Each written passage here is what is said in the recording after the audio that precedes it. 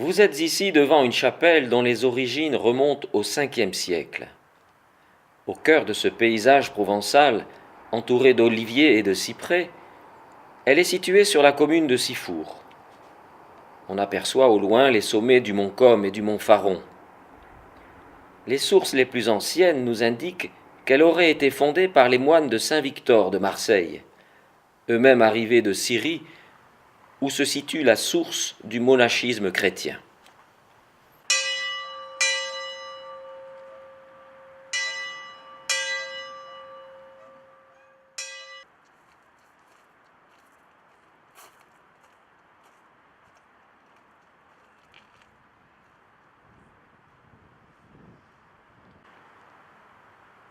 Cette petite chapelle a traversé les siècles et a fini par être un peu oubliée, modeste et retirée.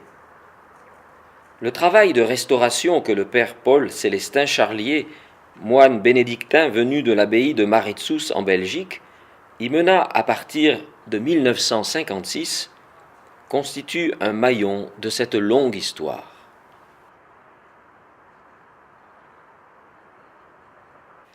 Le porche qui accueille le visiteur est selon la tradition provençale en plein sud, à l'abri du Mistral. Dirigeons-nous vers le chevet pour contempler les trois absidioles. Sous leur apparence identique, on découvre qu'elles ont une base plus ou moins renflée, des ouvertures carrées ou rectangulaires. L'absidiole centrale a une fenêtre romane. Chacun des toits a une pente différente. Sa construction ne s'est donc pas faite en une seule fois.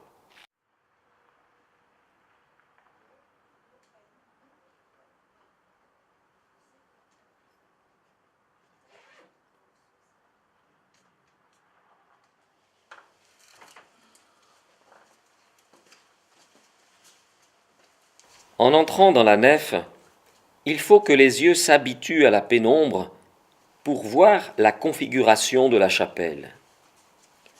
Le visiteur est plongé brusquement dans le silence et le recueillement. De l'harmonie dégagée par l'agencement de ces pierres chargées d'histoire se dégage un sentiment de bien-être, fait de simplicité et d'intériorité.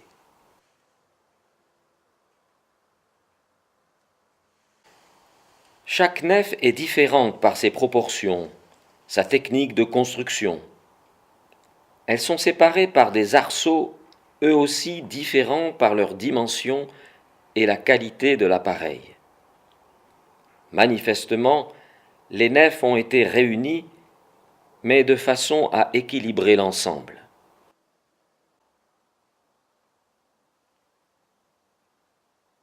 Les pierres d'autel, très anciennes, ont été retrouvées lors des fouilles de la chapelle.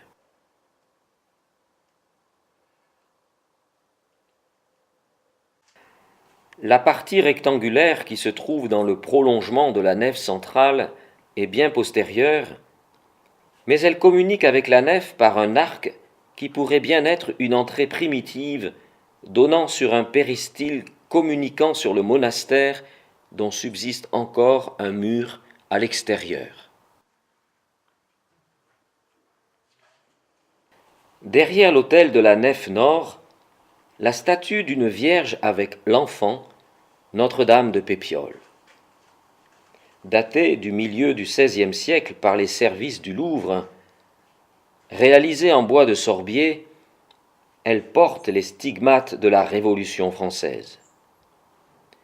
Placée sur un bûcher, elle a été sauvée des flammes par une famille qui l'a conservée précieusement. Transmise de génération en génération en secret, elle fut rendue en 1959 après que le père Charlier eut restauré la chapelle et rétabli un culte régulier.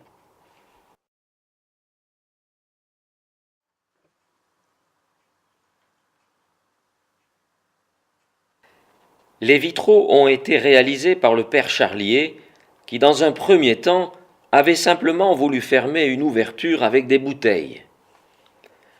Voyant l'effet des différents verres dans la lumière du soleil, il perfectionna sa technique et donna à chaque vitrail un sens biblique.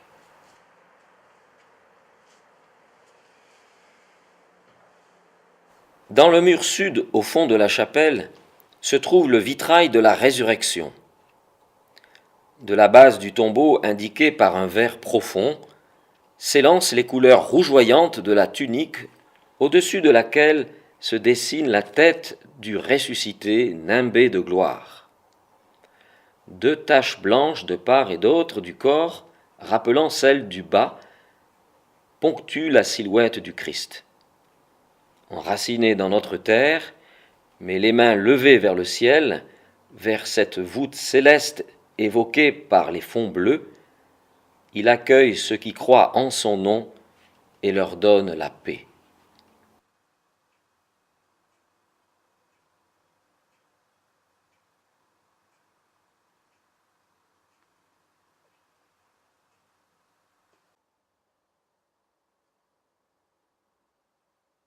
Profitez de ce passage pour vous laisser imprégner de ce qui émane de cette chapelle. Vous serez certainement touché par le témoignage qu'ont laissé toutes ces générations. Elles ont bâti ce lieu de prière pour donner le message vivant de leur foi. C'est de la vie divine dont ils ont voulu parler, et cette vie peut nous rejoindre aujourd'hui.